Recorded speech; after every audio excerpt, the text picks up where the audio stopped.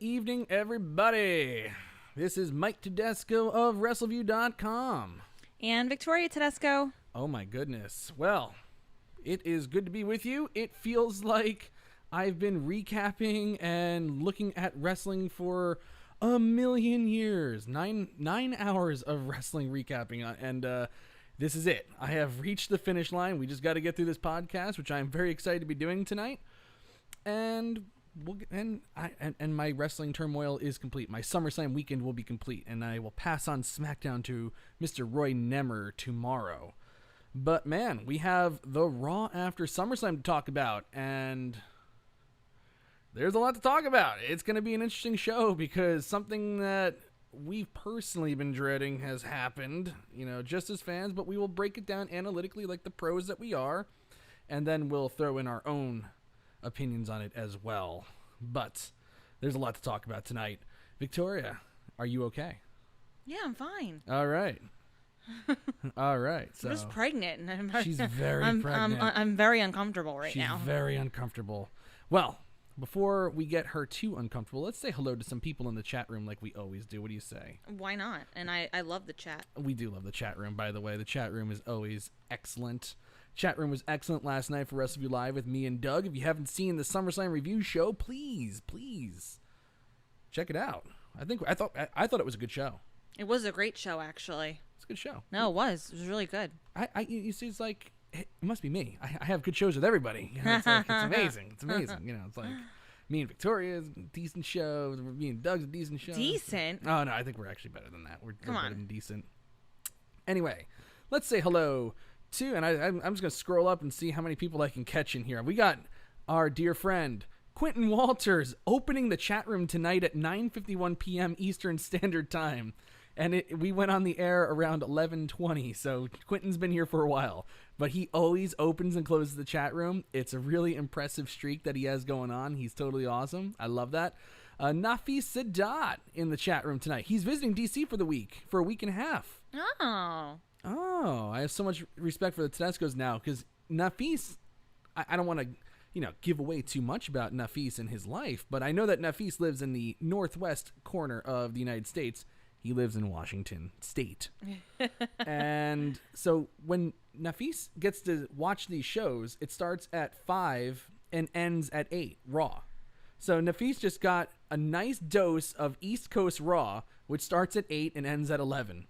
And yes, you are very exhausted by the time that ends, that's for sure. And SummerSlam too. All those pay-per-views no, absolutely. It's for sure, like, it's an experience. It is.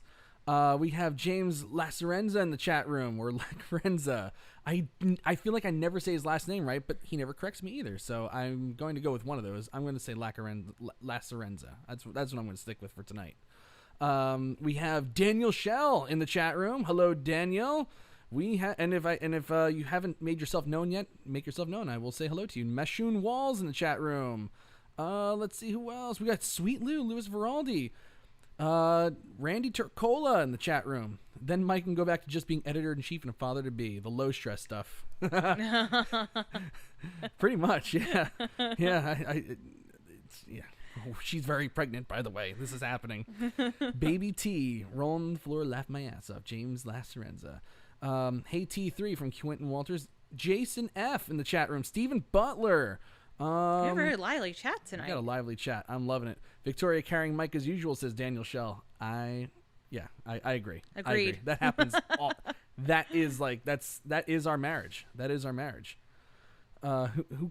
James says, who cares what my last name is? Everybody does. Nafis even says, we care, James. We care. So if you can just phonetically type it out, I promise I will get your last name correct. I promise. If you care that much, which apparently you don't. All right. Let's get into this Raw tonight. The Raw after SummerSlam, which wound up being a very decent show. I know a lot of people were kind of down on the SummerSlam card. You gave your opinion last night. I enjoyed SummerSlam. Yeah, please.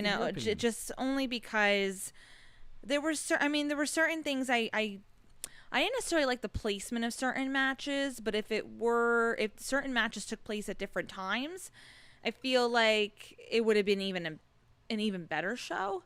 So it's kind of like after the Goldberg and Ziggler match slash like after match type thing, that's where like it kind of got like in the middle of it was like, some of these stuff is like, I don't know, but it picked up again. But there's certain like after it was kind of hard to top that because Goldberg and Ziggler really, really, and I was very surprised by that because I was not particularly looking forward to it. I'd rather it would have been Ziggler and Shawn Michaels. Oh yeah. But I didn't hate it, but I wasn't like, look, that's not the match I wanted to see. So, but it wound up like being an incredible moment of the night, and it was hard to top it after that. But then there were certain things that definitely redeemed the show again. Very good. Yes, I agree with that. I had also complained about match placement for SummerSlam last night. Goldberg Ziggler was a little too early, and it killed the Ricochet AJ Styles match and the Ember Moon Bayley match. But the way the Ember Moon Bayley match was laid out, it had no chance of success anyway. So that's not like exactly right. Like, that wasn't. Yeah, exactly. Oh no, they killed it. Oh my god. But yeah, I was looking forward to seeing HBK too. But you know, it may happen down the line. It might. Right. I'm not saying it's not going to happen. It's just that was what I was looking forward to. So yeah. It was kind of a letdown and like knowing that was going to happen last night, but it wound up being like one of the best things of the whole night. So yeah, that was easily like one of my favorite things on the show. Goldberg and Dolph Ziggler, and Dolph Ziggler had a good showing on Raw tonight too. I will say that. Can't wait to talk about it. It's La Serenza, so I was saying it right. It was not bad.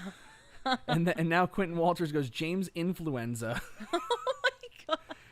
And now it's James Lasagna, James Lacerenzo.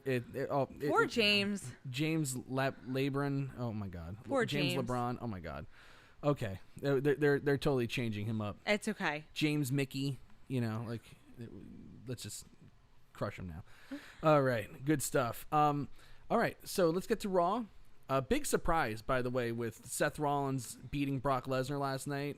I know I wasn't expecting it. I totally was not expecting that. Right? Even, like, I think if I remember correctly, about a minute before the match ended, we were like, oh, it's Lesnar. Like, I was convinced. Yeah. I was like, oh, it's Lesnar. Lesnar's going to win. I was convinced to the very...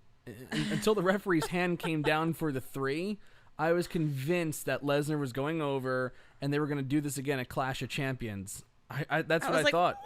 What? I thought Doug Lackey was going to get the title change at Clash of Champions, but they did it at SummerSlam, which was the right move.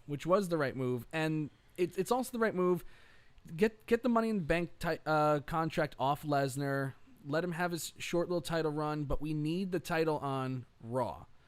If Paul Heyman is going to take the reins of Raw and do what he needs to do with the show, you need to have a champion to build around. You're severely handicapping him, even though Paul Heyman is the advocate of Brock Lesnar, and they really are in real life dear friends, and I think Paul Heyman does do some things for him, but Paul Heyman needs to have a champion on this roster in order to start building stories and building things up. Do you find because he is in control now that's why he won?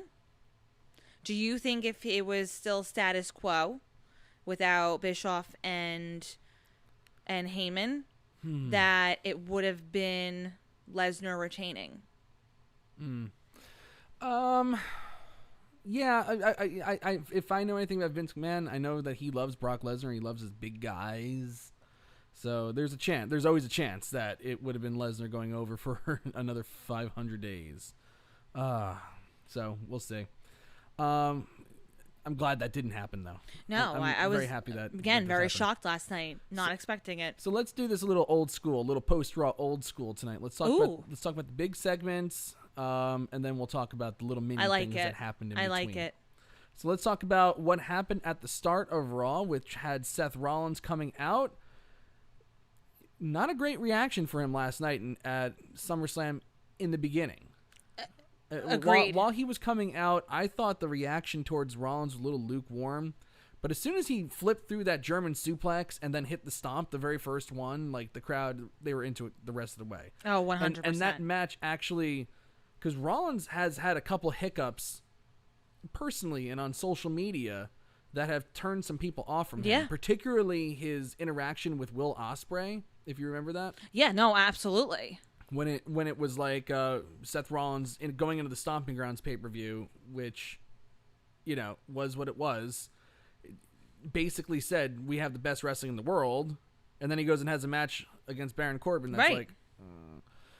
And then Will Ospreay's like, well, I think we have the best wrestling in the world, which is fine. It's like, like you think that, I think this, like move on. But then Seth Rollins immediately devolves into, well, show me your bank account, we'll see who's the best. And it's like, well, once you say that, you already lost. It's like those people that try to come at me on Twitter and they're like, well, the very fact that you said this and that means that you don't know what you're talking about. And I'm like... You're like, yeah, okay, buddy. I'm like, the fact that you're even saying that means that you don't know what you're talking about.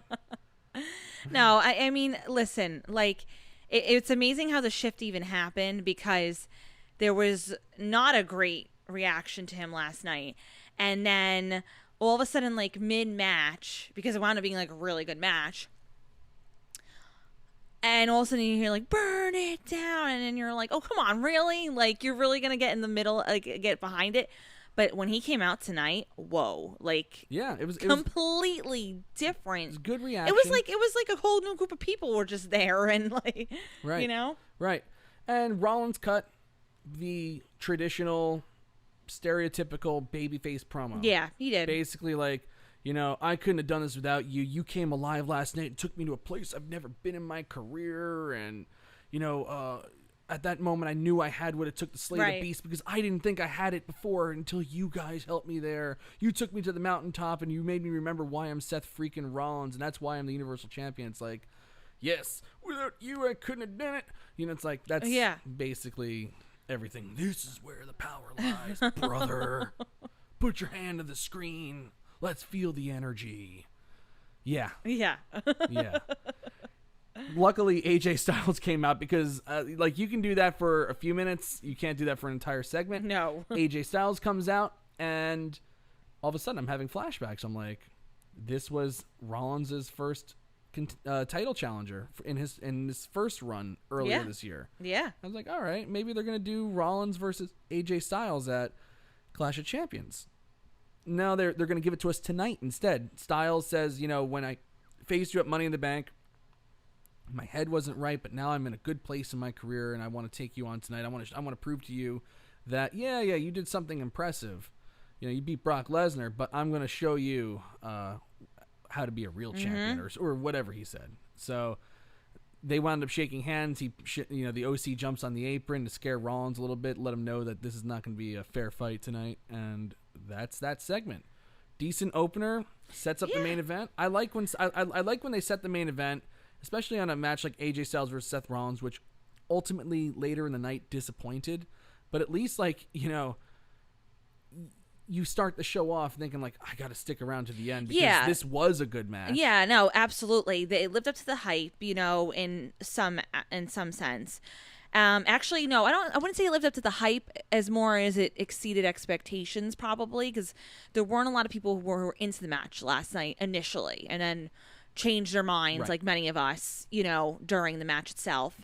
But this was a kind of nice lead up tonight, and a little flashback of, no, like, AJ Styles is still around. He still wants to obtain that title, and, they had their match a while back, and, you did something by defeating Brock Lesnar, but now I'm coming for you. And good way to, see towards the end of the night what's going to happen and what's going to go down, especially when the initial thought was that probably won't be the match tonight, but maybe at Clash of Champions. So overall, it was good. Yeah, successful start to the show.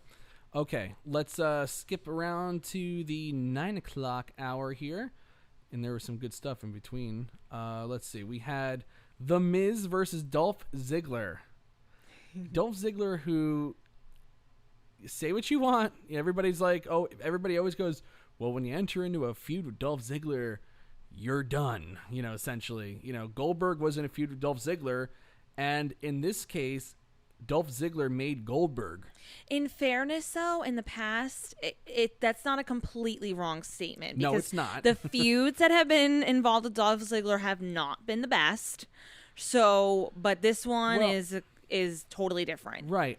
I think they finally figured out like the secret sauce to Dolph Ziggler. I mean, yes, he's had big moments in the past. I remember a couple, maybe I would say from like 2013 to 2015, whenever he would come out, his pops were like some of the biggest on Raw when his music would hit, because everybody knew that they were going to get a good match. Even if he's not going to be pushed, they were behind him. Absolutely. After the Rusev love triangle with Lana, that he never really recovered from. No. That. Never really recovered. And now he's kind of getting it back a little bit. Yeah. Dolph Ziggler, the secret sauce to him is that the one thing that he does really, really well, it's not really putting together a great match, even though he can have great matches if he has a good dance partner. But the secret sauce to Dolph Ziggler is that he is a bumper on another level than anybody in wrestling. He sells anything. He is an incredible bumper. So now they've put him into a storyline where all he does is run his mouth and take bumps. I want those memes back of Dolph Ziggler can sell you your car and this and that and the other thing. Like that's always, that's always been his niche, to sell. Right. And that's for sure. And last night he sold. Yes. And this match with Miz, he sold. Oh yeah. And the aftermath, he sold again. Right. Now the match with Miz was really nothing to write home about at all. They in fact they had him come out in his street clothes, which I like. I really like this. I like everything that they did with Dolph Ziggler in these last 2 days. They had him come out in the street. I gotta say also, we on SmackDown before SummerSlam, with Dolph Ziggler imitating Goldberg's entrance was phenomenal. Oh, too. absolutely, that was great. Absolutely. That was great. They had him come out in street clothes and say like, "Oh, I'm too, like Goldberg, got lucky and this and that, blah blah blah blah blah. I can't go tonight. And Miz, you're a coward because you put me in there with Goldberg, and your plan was that you were going to pick my bones. Well, guess what? I'm not medically cleared to compete tonight. So all these bloodthirsty Canadians who would love to see this match, well, it's too damn bad." And he goes to leave, and Miz starts posing, and then he ambushes Miz. He's obviously fine. So join the match. Not much happens in it. The Miz wins with the figure four, which we finally figured out. Yes. And when Miz is a face, he wins with the figure four. Right. When he's not a face, he cannot. No one wins with the figure four. But by my count, I can now recollect 3 times with the Miz winning with the figure four leg lock at WrestleMania. At WrestleMania 29 on the kickoff show with Wade Barrett to win the Intercontinental title. A couple weeks ago when I was like, I can't believe he won with the figure four. And tonight, which I think is 2 more times than Ric Flair has ever won with the figure four. Like Ric Flair is like the man with the figure four, and I've literally never seen Ric Flair win a match with the figure four. Hardly ever. I mean, I know it's happened. I'm being facetious. Obviously. Well, no, wait a minute now. I don't know if this is actually the secret now, because was he a face? He wasn't a face when he faced Wade Barrett. No, he was. He was? Yeah. Oh, yeah. Remember he came out in a Jets jersey, I think, at MetLife. Why do I not remember that? 'Cause I don't know. And you should remember that. I should remember that. Yeah, you should. Because we were there. We were there live. I do remember that. He was a face. Okay, so yeah, he was. Never mind. Yeah. Sorry. Because they were going to team him up with Ric Flair, and then Flair. Oh, that's had right. Oh my gosh. issues Wow, I feel whatever. like an idiot now. Yeah, the whole. Unfortunately, around that time, Reed Flair passed away, and then they kind of broke it up, and that was it. So anyway, Dolph Ziggler, after the match, after he taps out, gets on the microphone again. He goes, Miz, you're a coward, and you couldn't beat me at SummerSlam. You can't beat me fair and square. You're not even the best wrestler in your family. Maurice is. And this is just, and then he quotes Monty Python. He's like, "'Tis just a flesh wound. 'Tis just a flesh wound. Miz, you're nothing." Miz returns to the ring and just gets him with a skull-crushing finale. That's the end. I can totally dig Dolph Ziggler just doing that. If he did this every time, I would just laugh. I know. I do. Oh my gosh. So it was funny. I wound up laughing again because it's just so absurd. Absurd that he gets beat down, he loses fair and square, and then he says it wasn't fair and square. So that's like classic heel. Absolutely. Like I love the heel. Like obviously, like to be a good heel, you have to sometimes tell the inconvenient truth that people don't want to hear, or there has to be shades of truth to what they're saying, even though it's not the right spin on it. I like these delusional heels though, that like even when they're talking, you're like, this guy's full of shit. There's no way. Like, this guy's an idiot. Randy Torcola, Victoria getting called out on her Miz fandom, Mike sleeping on the couch. Is this true? I hope not. No, you know why? Normally I would agree with Randy, but I'm going to attribute it to the pregnancy brain. Yes, pregnancy brain. That's a real thing. It is a real thing. It's very much a real thing. Yep. So that's why I'm not gonna. It's and the reason why too, because I told you to please let me know when I'm having pregnancy brain. Yeah. So that's why I'm not gonna hold it against. I went to go make some Omaha steak burgers the other day, and while I was opening the box from the freezer, I noticed that Victoria's phone was in there. I don't know what it was doing in there, but it's pregnancy brain. I'm kidding. That didn't actually happen. No, the phone was in the fridge that one time. You remember that? Yeah, I do. That was weird. I don't know how that could have possibly happened. We were in the kitchen and it started ringing, and we're like, "Where is it?" Where and then is the phone? Open the fridge, and there it is. Okay, 10 o'clock.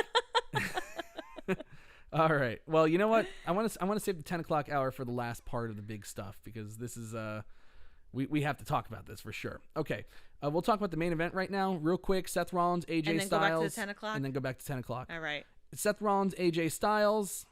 Not much of a match. Oh my God, everybody's like, did somebody say Omaha Steaks? Did Jericho put you up for this, Mike? No, but I bought all my Omaha Steaks with Jericho's promo code. I'll tell you that. I like sleeping on the couch, but you know what I like more than sleeping on the couch is Omaha Steaks, and you can get nice Omaha steak. You can get this package. It's the best package that has ever lived. You can get 2 ribeyes, you can get 4 burgers, I would love if Omaha Steak sponsored our show, though. Wait a minute. You actually should sleep on the couch, considering the circumstances lately and my snoring. Oh, my God. Victoria, like, since she's been pregnant and, like, looks like she's carrying a pumpkin now, she's, like, snoring, like, so loud. It's like, all I want to do last night, after recapping SummerSlam and doing the show with Doug, was just kick back, relax, and watch an episode of Chernobyl on HBO. And it sounded like I had a nuclear reactor next to my head with Victoria. It was like insane. I was like, what the hell is going on? I was like, where's my wife? God damn it. This is so weird. Anyway, I was like, Jesus. I was like, I had to turn off the episode halfway through. I'm going to have to rewatch it later. Omaha Steaks and sleeping on the couch, Mike's Monday night. That's with JR sauce, barbecue sauce. Oh, yeah. JR's barbecue sauce. It's really good. That is kick ass, man. And James Lacerenza goes, relaxing during Chernobyl? Now I just sound like an asshole. Oh my gosh. Anyway, so main event. Seth Rollins and AJ Styles. Wow, that just went down a rabbit hole. I don't it's even know okay. where the hell that happened. It's all right. It happens. It happens. Seth Rollins, AJ Styles. Not much to this match, really. No, they worked on the ribs for a little bit, but no finish. Lazy, actually. I thought it was a very lazy finish with just, well, here's the OC. They just interfere, and that's the end of it. Now, unless Styles and Rollins is the Clash of Champions match, this was just weak sauce all around for both. I get it. You don't want to beat AJ Styles. Obviously, you're not going to beat Seth Rollins. So, I think the best part. But the question is always then, like, if you're going to do that, okay, why book it in the first place? Yeah. I hate that. Again, logic. So, but also to trick people into watching through the whole show.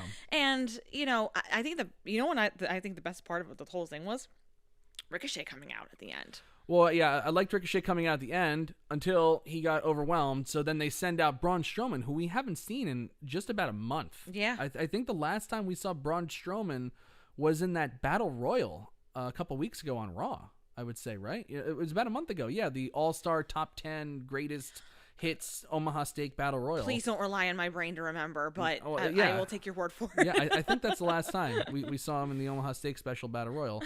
And in a losing effort, obviously. But but you know what? Like, I actually like that we haven't seen Braun Strowman in a while. I kind of like that they've actually filtered some people off the show and they're filtering back in and stuff like that.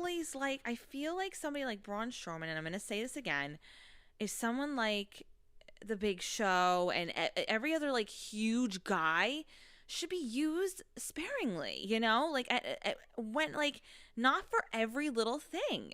You know, you want the mystique and you want that feel, that big guy coming in and kicking everyone's butt like once in a while, because you know, right. it's just I can't explain it, but right. He's a special attraction. Yes. And you know, if you see him too much, you kind of lose sight of the fact that this guy is an enormous man who is not like somebody that you would normally that you are used to seeing on television. That's what I'm saying. You know, I'm backing up what you're saying. That's what I'm doing here. So he comes out to make the save. Big pop for Braun Strowman. He gets him going. He runs through the OC, gives AJ Styles 2 power slams, and then he gets the Universal Championship from outside the ring, hands it to Rollins, and they shake hands. So are they? Is that a tease for something? Is that the Clash of Champions match? Because if it's Rollins and Strowman face versus face, that's also not going to be a great first defense. Maybe it'll be a triple threat. Rollins, Styles, and Strowman. Now that would actually be pretty interesting because Strowman, obviously the wild card, the giant man. Rollins and Styles have some bitterness towards each other, but then I guess if it's Clash of Champions, all the titles need to be defended, so Styles can't be in that match. Yeah, because I don't know. There's a lot of unanswered questions here. Because I can't. Some of them I don't really like. Well, because I can't see necessarily if Strowman is involved, right? It being a situation where, like, all of a sudden the face has friends now, like in his corner. So it's like I like that. You know what I mean? I don't know if necessarily I see Braun and Ricochet on the sidelines, and then it's a match versus AJ and Seth, and then the OC's also, you know, on the I don't know. Yeah, who knows? I don't know, but if it's Rollins Strowman, I don't think that's going to be a great match. Rollins, Strowman, and Styles, that could be interesting. That could definitely be interesting. Yeah, we will see. Okay, let's talk about the 10 o'clock hour, which first of all, now every time I see Natalya and they're trying to put over that, oh, we're in Canada and that's a big deal because she's from Canada, it's like I'm always going to remember what Corey Graves said last night at SummerSlam. He goes, you can't claim an entire country as your hometown. You can't. He goes, that's like me going to California and saying that I have a special advantage over there because I grew up in Pennsylvania. It's like they're like Quebec, they talk French, you know, in Ontario it's English. It's like there's a lot of differences in Canada. You can't claim the entire place as your own. Funny, I never really thought of it like that until last night. I was like, wow, that's a really good point. Right. You can't claim an entire country. Right, like Corey Graves is actually really good in what he was doing last night. So I definitely enjoyed that. So now Natalya comes out with her arm in a sling, which I have to do some digging on that to see if that's an actual real injury or if they're just going to give her a little, just a little breather, kind of like what they did with Strowman. You know, just take a step back, and maybe we'll use you down the line again. You know, I'll find out. I just love when they filter people in and out. So basically, she says, you know, I tapped out last night. Becky out wrestled me and was a better woman. I have dislocated elbow and will have an MRI, but I don't take back anything I said about Becky Lynch, and we will fight again when this is over. And then she wants to share a story about her dad, Jim Neidhart, who died a year ago this month, and said that he came to her in her dream last night and said he was proud of her. And then the big surprise is Sasha Banks. Her music cuts Natalya off, telling the story about her dad. And she comes to the ring with pink hair. With her, is that pink hair or is that purple? Purple, whatever. Purple. Pink, purple. It's yeah, burgundy. I don't know. It's something. And she comes to the ring. She hugs a couple kids, gets in the ring, embraces Natalya, who's crying now. And actually, Natalya, I have to say, really, I'm sure, you know, when you bring up your deceased father, yes, that will stir up some emotion. So it's not, you don't need to actually go to Juilliard to draw some tears there. But she did a great job because I thought that they might turn Sasha Banks, but I didn't expect it to be like right at that exact second, the exact second that they did. And I'll just show the thing real quick if I can, if OBS wants to cooperate with me. So she embraces her, she hugs her, and then she goes to get a mic, and then she blindsides Natalya and pulls off her purple hair to reveal blue hair. Okay. Then Sasha Banks starts to viciously attack Natalya's arm and just really just laid an unholy, brutal beatdown on her until Becky Lynch made the save. Becky Lynch and her brawl for a few, and then Banks takes her down too with a right hand and then just smashes a steel chair off her about 15, 20 times, it seemed like. And then she walked off to boos from the crowd. We haven't seen Sasha Banks since WrestleMania 35 at MetLife, when she lost in the Fatal 4-Way for the tag titles to the Iconics, her and Bayley. And then all the rumors were that, Sasha Banks and Bayley threw the big tantrum after the match was over. They didn't like that they didn't get a real long run with the tag titles and what have you. Sasha Banks disappears, walks off, and we haven't seen her since then. She's been posting cryptic stuff on Twitter. There was reports that she met with Vince McMahon back in, I want to say May or June, to try to straighten this whole entire thing out. She can't go anywhere. There's zero chance of her going anywhere. She was going to get the Luke Harper treatment where, okay, you want like this. And I will say this about Sasha Banks. I thought how she behaved just as a professional. You and I both have full-time jobs. I have my job here with Wrestleview too. If I just stopped posting one day and there was no posting at all on Wrestleview, Paul Nemmer would call me up and relieve me of my duties. If we took off from our teaching jobs, didn't show up, we'd be reprimanded. You're tenured, so you might at least get a like a little evaluation. Right, a probationary period. You might have a probationary period. I don't have tenure yet. I would just be probably just fired. That's what happens in the real world. Sasha Banks acted extremely unprofessionally, but the one thing she did that was smart was she never said anything on her social media that would get her in trouble. That's probably what saved her. I think that is what saved her, because what Luke Harper did, you can also say, is extremely unprofessional. He asked for his release. They didn't grant it to him. And they said, you know what? And then he posted on social media after I asked for my release. I want out. This is insane, pretty much. And they're like, well, we're not letting you out, and now we're not going to use you. Screw you, dude. So now Luke Harper is sitting with a frozen contract, and they could freeze it as long as they want. He had a broken wrist. They froze his contract during that time. So that's just extra time added onto it. He's stuck until that contract runs out. That would have been the same thing with Sasha Banks had she really, really shot herself in the foot and done that. So that was smart. And I guess the only thing she could do was kind of make reparation with the people she needed to backstage and then come back. Me, personally, I thought this was, just analytically looking at it, I thought this was an extremely effective heel turn. This is what they should have done with her from the very beginning. They never, ever, ever should have put her in that horrible tag team with Bayley. They never, ever, ever should have done the turn on Bayley and then pushed back, done another turn on her and then pushed back, and then done another turn on her and pushed back again. That killed her.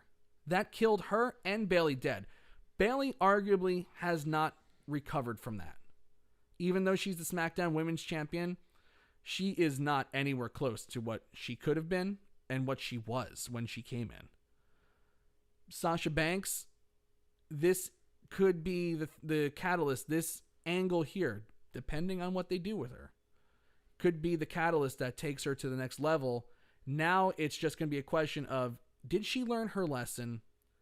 Is she going to act professionally when she's not booked to go over? Because every time she's booked to lose, even on a pointless Raw match, on a Raw singles match, you can tell based on her entrance when she's winning and when she's losing, because she's a fucking brat. And is she, when she finally does get these big opportunities, is she going to try to do too much and wind up watering herself down because she tried to do too much? She almost killed herself. She hurt herself, hurt somebody else. Hopefully she learned a lot of lessons. But for me, I don't think that this sends a very good example to the locker room that you can walk off and be unprofessional and then come back and get the big angle here.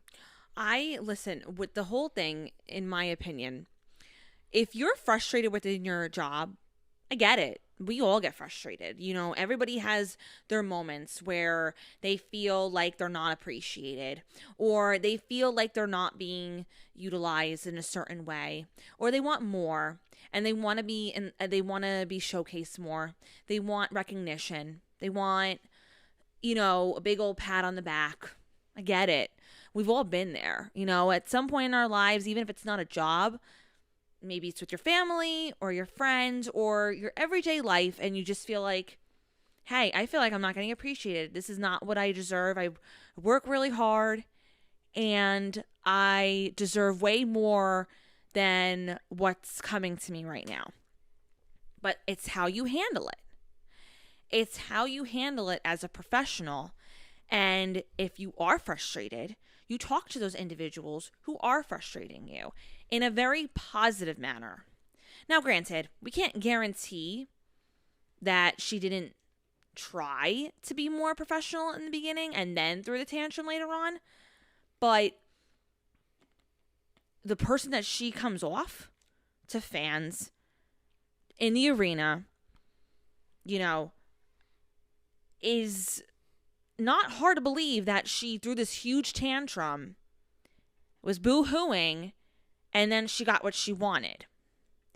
So that's my whole thing. If you are a professional about it and you approach an individual and you say, I'm really frustrated. I feel like I'm not getting utilized. I feel like this whole thing from the beginning was for me to set up to be fair and actually have a legitimate conversation about it.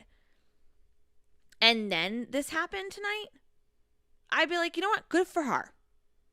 She wanted that little break. She needed time to reevaluate her character. She needed time to, for people to kind of not fully forget, but somewhat forget about the horrible storylines that she was involved in. Great. Everybody needs a little break sometimes. Totally understandable. But if you are complaining and yelling and crying and being completely out of turn, you don't deserve this opportunity. And I think with the short amount of time, because if you really think about it, from WrestleMania to SummerSlam, yeah, it's a longer period of time, but it's not an extremely long period of time. I don't think she can learn a lesson. The reason why she was out there as confident and happy as she was because she knew that this was going to get a reaction. Yeah, it's a big angle. So, in the chat room, you want to finish your thought? No, go ahead. I want to hear what the chat has to say. No, in the chat room, there's definitely some, differing opinions. Some people, agree that you shouldn't get what you want. And we'll see what happens. Shifty in the chat room, and hello to Shifty. I don't think I've greeted Shifty yet. We also have Billy Hefner in the chat room as well. I want to say hi to him as well. And anybody else that I have not said hello to yet, I certainly will. Shifty says they had no other choice. They booked terrible. There was no one else to give a run against Becky. I actually have to agree with that. There's nobody on the roster 100%. Right now. Lacey Evans obviously wasn't ready for the big primetime spot she had yet.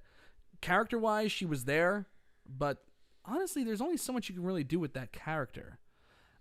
She doesn't really have the chops to back it up yet. In fact, I said, I think a couple weeks ago on one of our post Raws, and again, we haven't seen Lacey Evans in a month.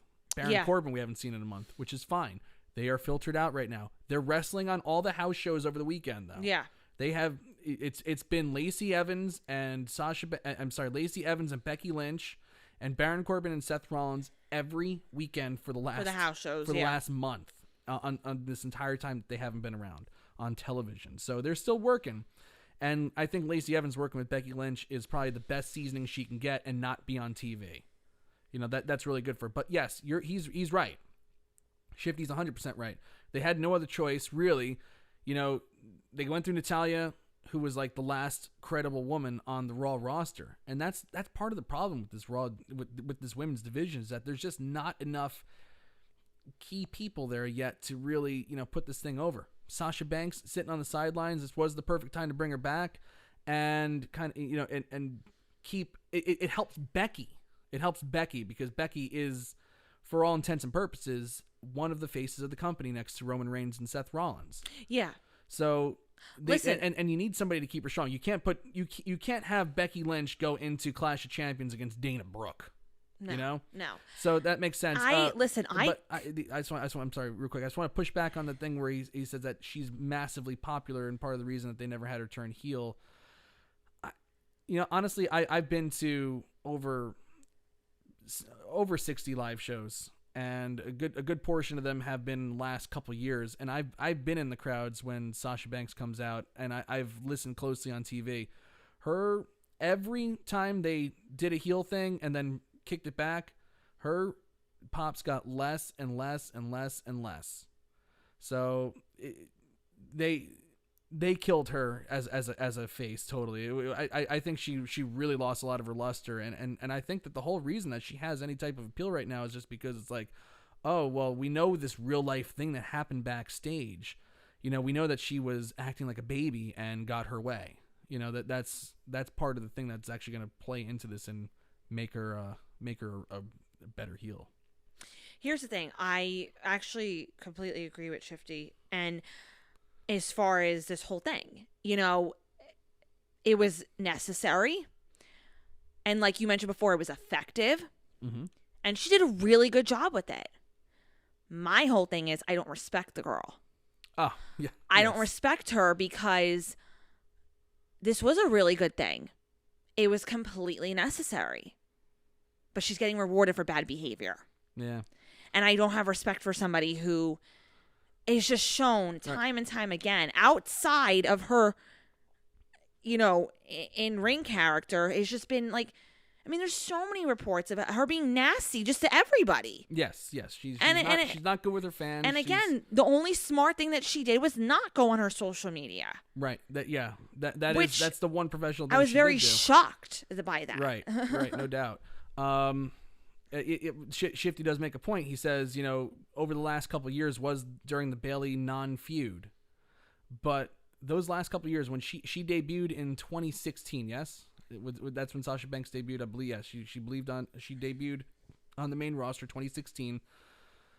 Oh, no, I'm sorry, 2015. 2015. And she had a 2-year run, you know, as just going back and forth with Charlotte Flair, right? And then the last 3 after that were with this Bayley thing. So a good majority of her main roster run, over half of it, has been this Bayley non-feud. So she's been just suffering in the doldrums of bad WWE creative for 3 years. I'm defending that.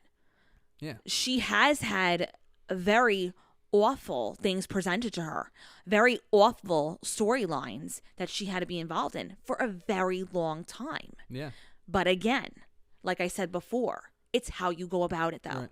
Everybody has an opportunity and is frustrated. Right. You need to be professional. And you need to express your frustration a different way than crying like a baby. And some people do express their frustrations. I think the one thing that we really learned from the Dean Ambrose interview with Chris Jericho, which, by the way, the Omaha Steak code is Jericho19 Cruise. So make sure you get your Omaha Steaks from that. The big thing that we learned was that you can talk to Vince McMahon. You can talk to him all you want. If he wants you to do what he wants, you got no choice. You know, so... I get like that part of the frustration too, but I think everybody's frustrated with that. But people handle it in a different way. Now Ambrose just said, "I'm done. My contract's coming up. I'm not resigning. That's it. I'll do whatever you want me to do. Listen, I will do whatever you want me to do, but I'm just not resigning. You know, so you can play it that way. And for all we know, that's what Sasha Banks very well might do. She might. I think she has about a 2 or 3 year contract right now. She might play through for 2-3 years doing all this stuff, and then at the end she might do what Macho Man Randy Savage did and just leave, even though everything's fine. She might leave because she's like, you know what? I know this isn't the place I want to be. Maybe she goes to AEW if it's still around in 2-3 years or wherever, and gets to be the wrestler that she wants to be. You know, but that's the professional way to handle it. Like Dean Ambrose did that. You know, he tried to fight. He tried to fight back against certain things. Certain things, you know, went his way. A lot of things didn't go his way. You know, that very well might be what happens there. So I'm very curious, but I will make this promise right here, right now. I will give this a chance. I will not crap on her for the sake of crapping on her. I'm going to watch this with an analytical eye. I have my personal opinions. Everybody knows that. Victoria has her personal opinions. Everybody knows what they are. We're not big fans of her as a person, but as a TV show character, to tie this all together, this was an effective heel turn. And even though I don't agree with how she got this turn and how she turned everything around for herself, it was still effective and it worked. And I'm actually kind of curious to see what they do with her next. So I'm not. And I'll be professional about it, but I'm not curious. Okay. If she left tomorrow, it would be totally fine with me. And I hope that, you know, in the interim that she is doing what she needs to do and this push that she's getting, that she doesn't hurt anybody, right, and that she doesn't hurt herself. So that's my take on it. I got to be honest with you. This did not drive me in a good way tonight. This actually angered me. I knew it was coming. I knew it was inevitable, but it just angered me. Right. And I'm going to be left with a bitter taste in my mouth. So she's going to really have to prove herself, because there's many people who agree with me. I'm not just saying that. Yep. Oh, yeah, no doubt. Yes. She's going to really have to prove herself to these hardcore people who are very disappointed in her as an individual and as a person, that she could be successful. If she does a 180, fine. I will look at it, the match, fine, professionally, analytically, but this really drove my anger tonight for sure. Okay. Well, here's something that's going to cheer you up. Mr. V's in the chat room tonight. Yay, Mr. V. Mr. V is here, and he says that the blue meanie wears blue hair better than Sasha Banks. So there we go. That's pretty honest. Very quick, like 30-second side note, by the way. Yes. So for everybody who's saying, and again, I don't know, it could be a wig. The blue hair, it could be a wig. I don't know. Think so. Okay, but here's the thing. So you know how she dyed her hair blonde the other day? And on social media, that she showed a picture of her blonde. Oh yes, Victoria is a hair expert. So what happens is, I know some people might be confused. Again, if it's not a wig, this is what happens. So when you dye your hair an extreme color, they have to dye it blonde before they go to the extreme abnormal color that's not natural. That's what happens. So for anybody who wanted to know if her hair, if it is blue, if it is actually blue, which I know she does dye her hair like insane colors, you dye it blonde before you color it. There you go. You have just learned something about the art of hair dyeing. And I could tell it's not a wig just because I could actually see her scalp, the part in her hair, and it was still blue from the dye job. So there's that. Shifty has one last question. One last thing about her ego. How much of that is just her working her gimmick, which is very Hitman-like in nature? I think part of the reason why Sasha Banks kind of worked in the first place in NXT is because she's like one of those like people, you know, where she actually has kind of like an old school gimmick in a sense, where it is your personality just amplified. Not a lot of people get that now, you know, like some of these wrestlers, you know, their personality compared to like what they play on television are two different things. And surprise, surprise, a lot of those people don't connect with the audience because it's not who they are. And in wrestling, so much of it is instinct and kind of just doing what you know and kind of acting as the person that you are. You know, even if it is not something you would do in your normal life, you know, but it's like, it's something that's amplified up to 1,000. I think Sasha Banks, I will say Becky Lynch. I think Becky Lynch, there's a lot of truth to the character she plays on television and Rebecca Quinn, the person. I think Sasha Banks is absolutely the real. I don't know her real name. I don't know her. What is Sasha Banks' real name? I don't know. I never really cared to find out. Okay. I get it. You're bitter, but we're trying to have an actual conversation. No, here. I'm not. Yeah. I don't know her name. That's all I'm telling you. I know. But I think that's kind of why it works. So I guess that kind of answers the question. All right, let's go to some Raw quick hits here. Let's go back because there was some fun stuff on Raw tonight. I loved number one. I was really impressed with the Street Profits at NXT TakeOver Toronto, and I know you liked Montez Ford in particular. Yeah, yeah. Like that guy has major league jumps. That guy can. I literally I was just blown away by his athleticism. I love the callbacks to The Rock. This guy and Angelo Dawkins. And let's not be silly here. Angelo Dawkins is also extremely athletic, extremely awesome. For his body type, he has totally embraced he's actually kind of honed in on what he should be doing with that body type faster than a rookie really should. So they have a great package here. It's an amazing package. They ooze personality. And I love all these little segments that they were doing throughout Raw. Tonight they book AJ Styles and Seth Rollins and Montez Ford to sing, "There got all the smoke, Rollins got all the smoke," and then he looks over at Dawkins, and Dawkins is like, "Dude, I'm dehydrated. The SummerSlam after party went too long last night," and he's like, "Can we get some electrolytes here?" And then Sami Zayn comes up and he's like, "It's get used to that feeling because this place sucks the soul out of you. The parasites in the crowd will suck the soul out of you." Seth Rollins used to be the architect. He used to be gritty. Now he's a pandering fool. Becky Lynch used to be real. Now she's manufactured.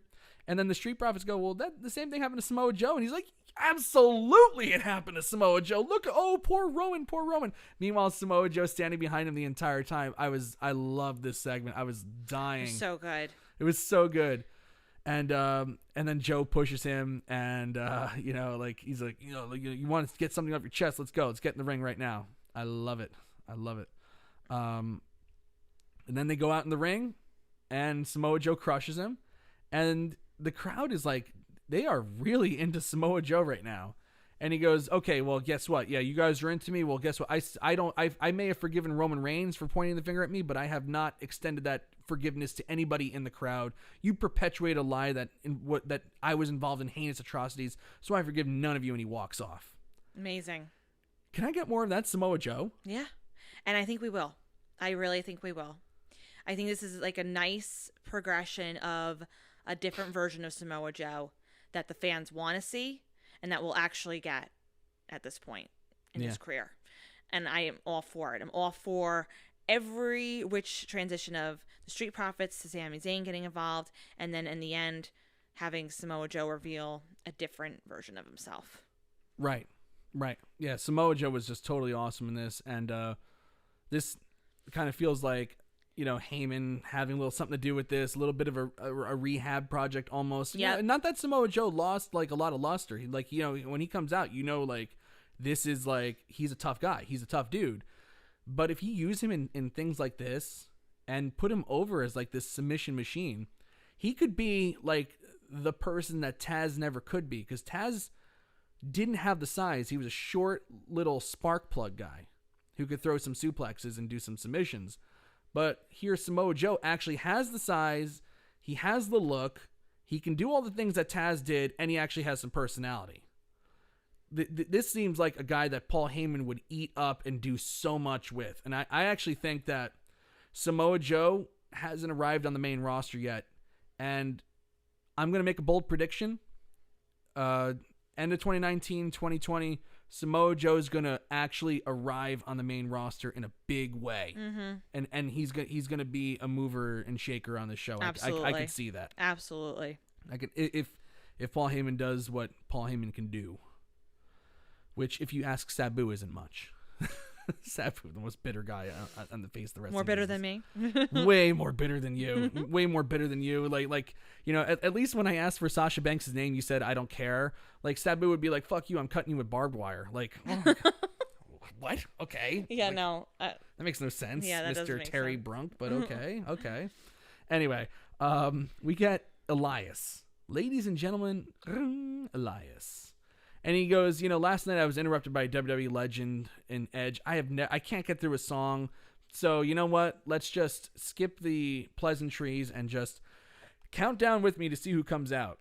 No one comes out. Counts down again. No one comes out. Counts down again. He goes, finally, we're going to get the first uninterrupted song tonight.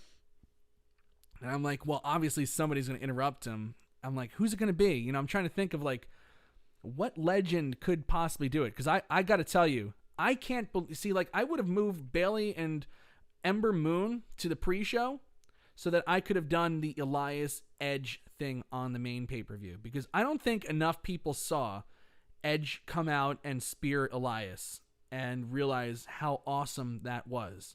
Number one, it's awesome because it was in Toronto and Edge got an enormous pop. Of course. Number two, Edge has not been involved in any physical angle, nothing physical whatsoever, since he retired in 2011. And I think the fact that he finally did something physical, even though it was the safest spear on God's green earth, it's still a significant thing, and I think more people should have seen it. 100%. And it was a great moment. It was a really good moment. It was a great moment. That would have woke people up for the for the Kevin Owens match, and they wouldn't even have to do anything. They would have already been up. So hey, whatever. Where was I going with that? So that he was interrupted. So anyway, so I was like, who's it going to be? And it wound up being Ricochet. I was like, all right, cool, Ricochet, but not exactly what I was thinking it was going to be, what I was expecting. So it was kind of a bit of a popcorn fart, if you will. And Elias says, you know what? You're not going to tell me what's cool, because Ricochet said he sucked, and then he said, let's get in the ring and see what happens. And they proceeded to have probably the worst match you'll ever see Ricochet have. It was just bad. It was really bad. The finish, like they botched a head scissor. They were just clunky through things. He knocks him into the. It was just bad. They were just no chemistry. No chemistry at all. No chemistry whatsoever. There was only one cool spot of the match, and it was just Ricochet doing it by himself. He went for a suicide dive, and Elias moved, and he crashed and burned on the floor. Like. That was the best part of the match. It involved nothing with Elias at all. Exactly. Elias didn't do anything there. He just had to move out of the way. And even that, it was like he was already so far away anyway. It kind of hurt the look of the stunt. But then he pins him and his shoulder is up. And I was like, oh, God. I hope that was a botch and they just kind of move on. But the fact that they were like zooming in on it and Corey Graves was going on and on about it and Elias was talking about it, I was like, nothing. I saw absolutely nothing about this match that would make me want to see it ever again. And I have a feeling we're going to get it again. And I'm not happy about that. That sucks. Definitely getting it again. So, yeah. Not good. No. No. No. Okay. Quick hits. Rey Mysterio, Andrade. You want to take that one? Yeah. I was really looking forward to it because from what we got last week, I'm like, wow, this is great. This was fantastic. And again, these two are phenomenal together, as far as their abilities and their chemistry. They have chemistry. These 2 out of 3 falls, though, no, not into it. Again, I think it's the compromise. And then what did Cole say that really kind of like irked us a little bit during it? He was saying something about but this particular match with Rey Mysterio, like, about the falls match. Oh yeah. He's like, I've never seen Rey Mysterio lose 2 straight falls. And it's like, and I'm like, how many 2 out of 3 falls matches has Rey Mysterio had in his career? Right. Like, so it was, really, it might be 20 in his entire WWE career. It was silly, but again, that's something that I pay attention to that detail, because it's like, if you're telling a story and you're commentating, you should take seriously. It's like, well, that doesn't make any sense. But whatever. I mean, they're great together. I just don't like the setup of the match. Yeah. So, you know what? Like, this is one of those instances where like 2 out of 3 falls as usual. I hate like this like contrived. It's moving the camera a little bit. You're off. I hate this contrived 2 out of 3 falls thing. You know, this really hurt the match, because last week they had a great match that I told everybody to go out of your way to see it because it was that good, and it took away from what they can do. You don't need to over gimmick this thing. And I was like, but in a sense, it kind of makes sense to do the 2 out of 3 falls, but it hurt the match in the other sense. It makes sense because they're trying to put Andrade over hard, and it also makes sense for the stupid storyline they're going for, which was awful. You know, like it basically, the storyline is because Rey Mysterio did a promo backstage with Charlie Caruso, and she's like, well, you seem to have met your match in Andrade, and Mysterio starts to get emotional. He goes, I don't know where my career is going. I've never lost 2 falls like that before. All I know is I have a family to support. And she's like, are you trying to say something? And he's like, my family. And then he walks away. And I'm like, no. We're not doing this. These are those babyface killing storylines that happen every so often that I'm just like, why are you doing this? You're going to tell me that Rey Mysterio, who's had an over 25-year career in WWE, and we know that, and basically everybody in WWE, like they brag about it on TV. Like The Miz. You're gonna tell me that The Miz has a better contract than Rey Mysterio, and he's a millionaire, and Rey Mysterio is just scraping by? Come on. Like, you're gonna tell me 25 years Rey Mysterio hasn't saved a penny, and he needs to wrestle because he needs to support his family? You're like, this is typical dumb face stuff. Now we have a dumb face who can't balance a checkbook. Give me a break. Who the hell could get behind that guy? It's like the stupidest crap. It is. That's how you're gonna get him over. They should have stuck with what they. He's basically did last week. He's basically Heath Slater in a mask. Oh, I have kids. I need this job. But the difference is Rey Mysterio versus Heath Slater. Rey Mysterio had a ladder match for custody of his son. Like, he doesn't need to. He's fine. He's He's well off. Oh my God. Yeah, no. The crazy. I don't know. If they just, and whatever happened. I'm sorry. Whatever happened with his son Dominic too? Like, that whole storyline was dropped. Anyway, I have no idea. Sorry. No, if they had 2 straight years of Andrade just versus Rey Mysterio every single week with the match they had last time, I don't even think I could say I could get bored with that. You don't need to add variety to their matches. And this was a perfect example of it. It totally defeats the purpose of what they did last week of just 2 guys, similar styles, great chemistry, and boom. Why are you changing the formula? Right. That's all. I agree. Yeah, but this looks like one of those like, no, not this kind of storyline. Like, oh my God. Oh, I don't know if you were watching yet with me. When they did, no, you weren't. Shawn Michaels and JBL, where the 2008 financial crisis, I definitely didn't watch. The Great Recession wiped out Shawn Michaels' entire savings account, and then he had to be JBL's slave until he got his freedom back, essentially, and got his money back because JBL had his money tied up or something like that. That was awful too. Like, you're gonna tell me Shawn Michaels has no backup account? Give me a break. That's what I'm saying. It's God, it's just silly, insane. Shifty has an idea here. Instead of 2 out of 3 falls match, should they bring back TV time limits? And I would say absolutely 100% bring back TV time limits. I loved when they did the TV time limit at Fyter Fest with Cody and Darby Allin. Yeah, I think that if you want to look for some sort of variety, I don't know where the time limits have gone, and that is that's a very effective type of match that you can have. So again, don't overdo it, but use it for sure. Yeah, 100%. All right, we're rocking and rolling here. We're rocking and rolling through this. We had an appearance by Stone Cold Steve Austin tonight, but before you get all excited, it was just by Skype. Austin very well could have just put a shirt on and done this thing completely naked. We have no idea. We could have been watching Steve Austin with his ass out on Skype, and all we saw was his upper body. So very, very odd. He's like, give me a hell yeah. It's like on his microphone, computer microphone audio was like so bad. It was like so weird.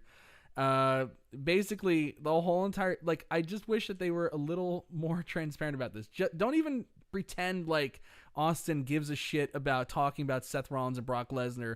He's literally just there to promote his show, and then Michael Cole did all the promotion, and he just goes, hell yeah, and that was the end of it. I was like, whatever. But it's like kind of funny how they advertised it on the on WWE.com, like, Steve Austin's gonna be here tonight by Skype. Right. Oh, it's like, come on like, now. Really? Come on now. Actually, that would have been great if Elias was doing that thing and Steve Austin came out and just stunned him. That would have been great. Anyway, Montez Ford backstage, another great Street Profits thing. It was like right after the Mysterio thing, and he goes, keep your head up. It's going to be fine. 619 forever, right? Booyaka. And then Angelo Dawkins is passed out, clutching a gallon of water. Hilarious. He wakes him up. He goes, come on, man. We still need to talk about your girl, Nikki Cross. And then he starts chugging the water. And it was, I just love those two. They're so great. Drew McIntyre, Cedric Alexander. I was very surprised. Yeah. I didn't really know how in the beginning when this whole thing started this was going to pan out, but I'm surprised. Yeah. This was actually very good. Now, Cedric Alexander he's gotten those two, like a slip on a banana peel win over Drew McIntyre, and then since then he's been just destroyed by him. And he lost to Drew McIntyre again tonight, but this was this was a much better match than they had on any of the other ones. With Drew McIntyre really selling a lot for Cedric Alexander. I thought this was really good. This was like one of those matches where you can be like, you know what? This was the night that Cedric Alexander was made sort of a pseudo star, if you know what I mean. Kind of like, in a sense, what Triple H did with Shelton Benjamin when Shelton Benjamin got that big rub, and then they kind of made him a player on Raw. And then he wound up having a great match with Shawn Michaels somewhere down the line. Who could ever forget the springboard off the ropes into the Sweet Chin music, which was one of the all-time great spots in wrestling, if you ask me. I thought that was one of the best things I've ever seen in WWE. On a random Raw, too. Cedric Alexander looked good here. And by no means am I saying he's going to be a main event player at all. But,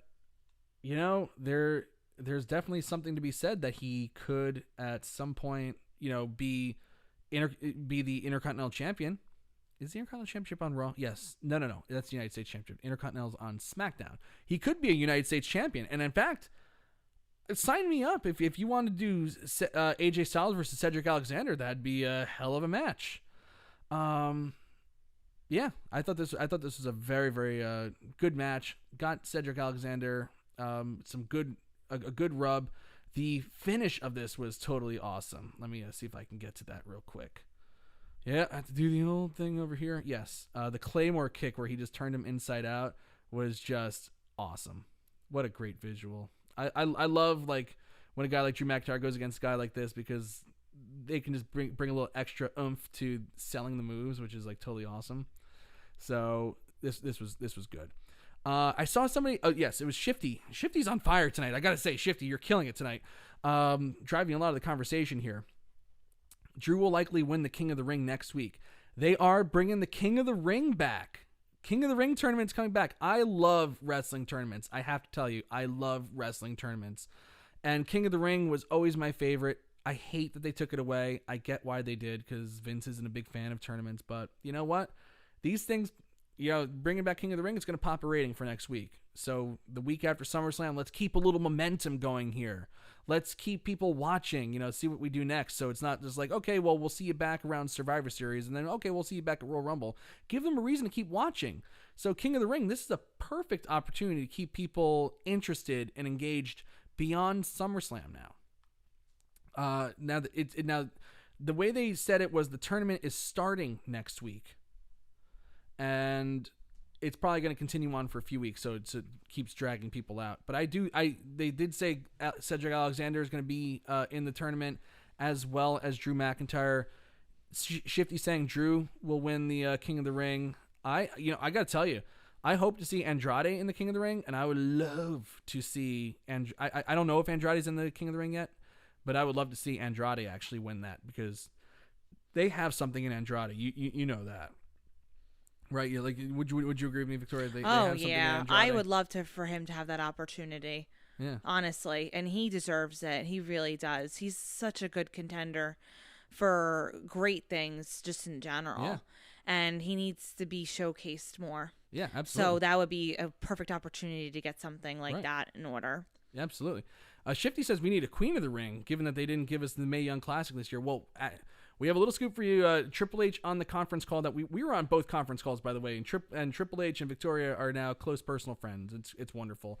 Triple H said that the Mae Young Classic still may happen this year, but with everything going with the He Fox, said with scheduling and Fox and with their negotiations with USA Network and everything, especially because he basically said coyly, without actually admitting it, that NXT is going to be moving to 2 hours and on FS1.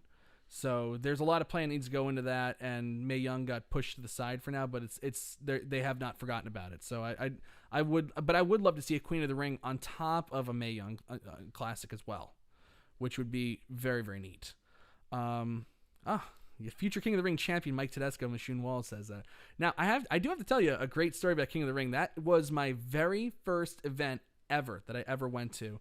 So King of the Ring, when I saw that was coming back tonight, that really popped me pretty good. I was like, oh my God, the King of the Ring's coming back. My first WWF event ever of any kind was King of the Ring 2001 that I attended live. Shane McMahon, Kurt Angle, Edge won the King of the Ring tournament. Shane McMahon, Kurt Angle, obviously one of the greatest matches in WWF history in the street fight. And Booker T debuted, DDP debuted there, Steve Austin, Chris Jericho, Chris Benoit, and Chris Benoit and Jericho's first WWF. That was Jericho's first main event. Benoit already main evented a pay-per-view before that, but it was great. I love that match. I love that show. And if you go on the WWE Network tonight, if you have your WWE Network, check out King of the Ring, because I am dead center, front row, the very front row on the hard camera side, in a red shirt with my dad, who's also wearing a red shirt. So you'll just see two guys the entire pay-per-view wearing a red shirt. And sometimes when I watch this back, I realize just how much my dad hated wrestling. There's a great shot of when Jeff Hardy hits X-Pac with a Swanton bomb. They show a slow motion of it, and there's my dad right there in the slow motion like this. So bored. He just wanted to be anywhere else but there. It's just hilarious. I just love watching that stuff. So that's King of the Ring will always have a special place in my heart. Nafis asking how my arm is doing nowadays. Oh, I'm still doing physical therapy, so it's cranky some days, and some days it's not. So yes, yeah, and James says we get to see little Mikey. Yes, you do. 2001, King of the Ring 2001. Front row. You'll see me the entire time wearing a backwards baseball cap, no beard, very young. I think I was, how old was I? 14. 14 in 2001. So I'm a youngin' there. So enjoy that. That's your homework assignment for tonight. Let's move on. Let's just finish up this Raw here. Drew McIntyre, that was awesome. Robert Roode, No Way Jose. No way am I even talking about that match. You want to move on from that? Oh, yeah. I have nothing to say. Poor Robert Roode. Robert Roode is just existing. He just exists. Paul Heyman says that he's upset that there's the no rematch, no automatic title rematch clause. So he's pissed about that. So expect Brock Lesnar to do something at some point down the line. At some point, absolutely. To try to push the And it might even be at Clash of Champions to try to push the envelope to get that title match again.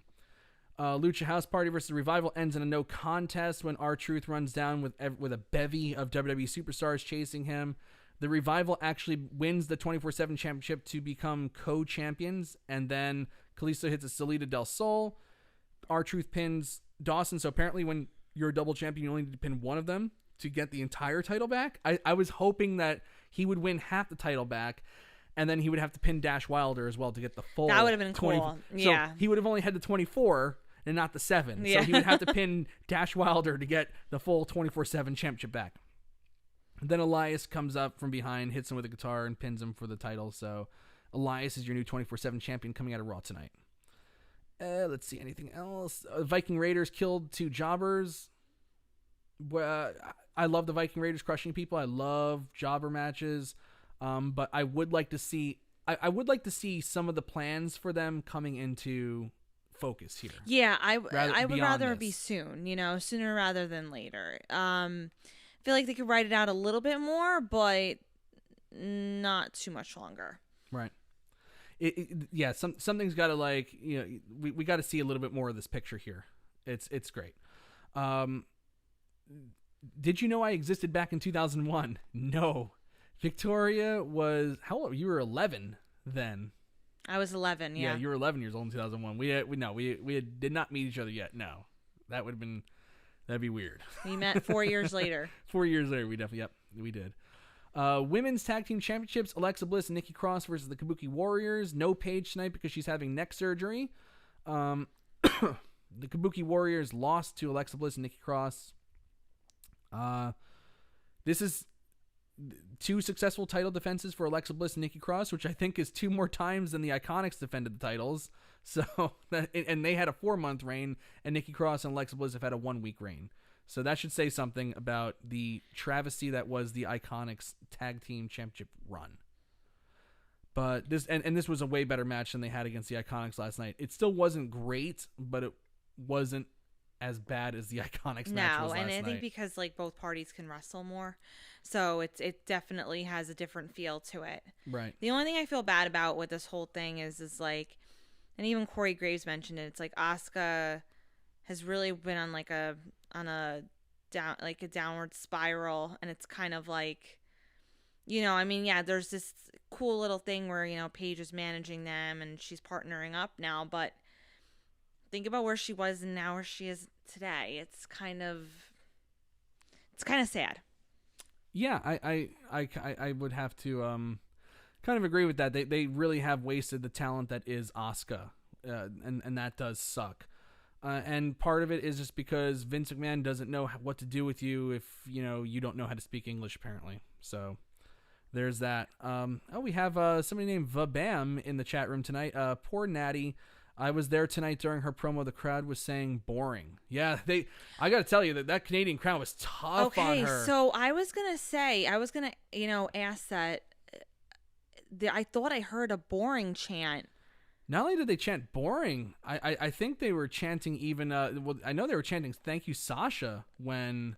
Yeah. Yeah. I mean, that was really sad. If you want to boo her and say this is boring during the part where she's talking about Becky Lynch, okay, that's fine. Right. That's okay. Yes. But have respect for the individual when they're talking about their deceased father or anybody when they're telling you a real life tragic event that happened to them. Right. That's where it's hard for me to talk to some WWE fans because they can't connect with reality. That's just that's an understatement. You have to have decorum here, and that they just don't. They're calling oh God, Brian and Bree's child ugly on social media. Well, so it's come on. God, I'll never forget when Eddie Guerrero died and Batista was in the ring cutting a promo and he was just bawling in the ring because Eddie died that day and they had to do a double taping of Raw and SmackDown that night. And Batista's in the ring crying and there's some asshole in the front row who's like, yeah, Batista. And I remember I read Batista's book. He's like, I heard that guy and I just wanted to beat the fuck out of him. I just wanted to destroy that guy. for trying to ruin this moment and make it about him and stuff like that. Vabam. So we're going to continue talking, but Vabam, give us a little bit of a live perspective of what you thought of the show tonight. How did just tell us about the crowd, what it was like to be there. Maybe we missed anything on TV. Just give us that. We're going to keep talking, but we'll go back to the comments as we go on here. And in fact, actually, I think we're done talking about the show. Yeah, the women's tag team championships, that was the last quick hit that we have. But overall, let's talk about the overall of this show just from a television standpoint. What did you think of Monday Night Raw, the Raw after SummerSlam? Okay.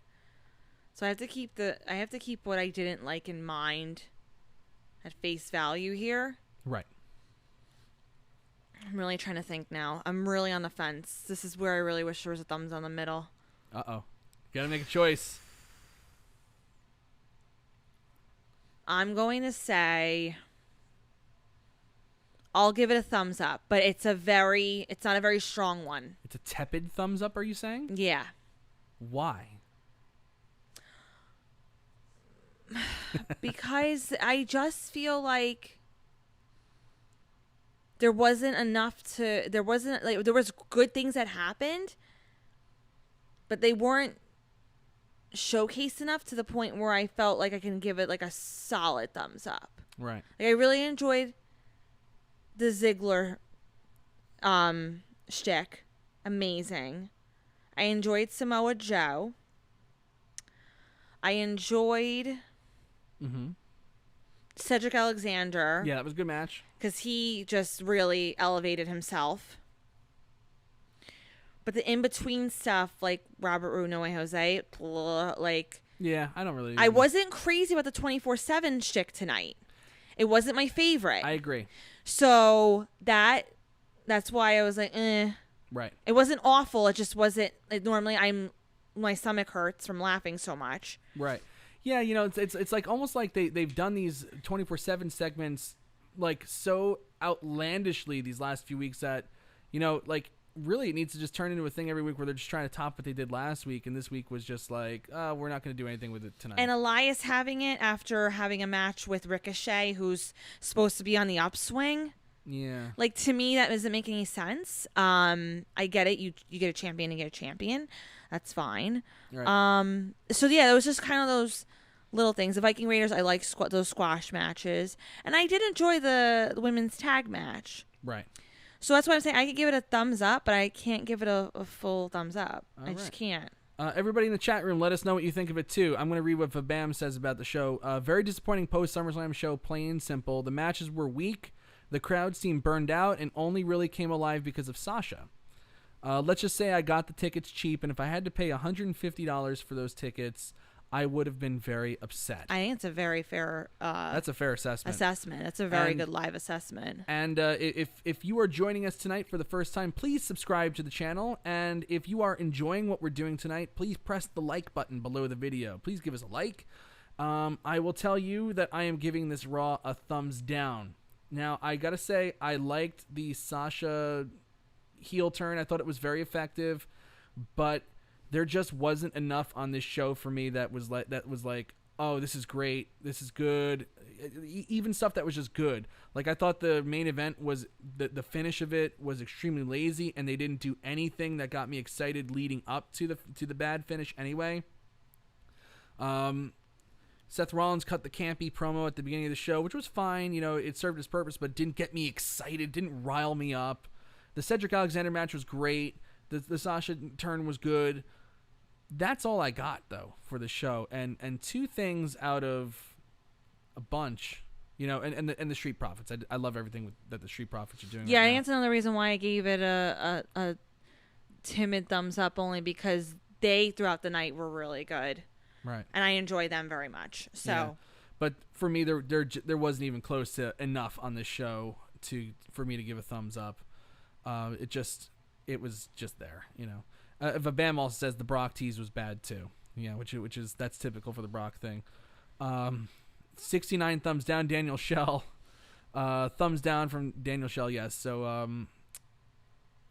Austin on Skype sounds awful, James says. Let's see. V gives it a thumbs up. Let's see. Slight thumbs up from Mashun Walls. Thumbs up for Nafis Sadat.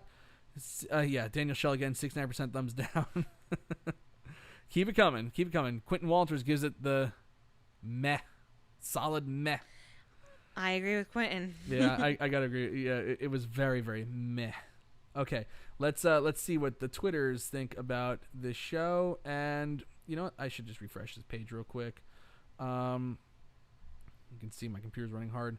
52% thumbs down, 48% thumbs up. So people are kind of conflicted about this. Yeah. So like, you liked the show tonight. I didn't like the show tonight.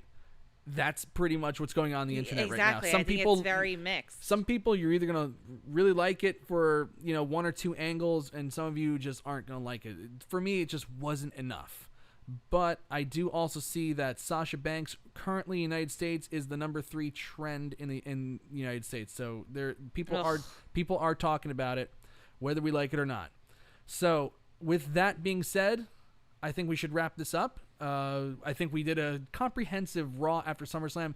Now, the only thing I want to just finish off with is that it's very weird to be doing a podcast for the Raw after SummerSlam not having gone to it, because we went to SummerSlam 4 years in a row, and I get why they didn't do SummerSlam in Brooklyn this year, because we just had WrestleMania in April, so you're not going to give us SummerSlam as well.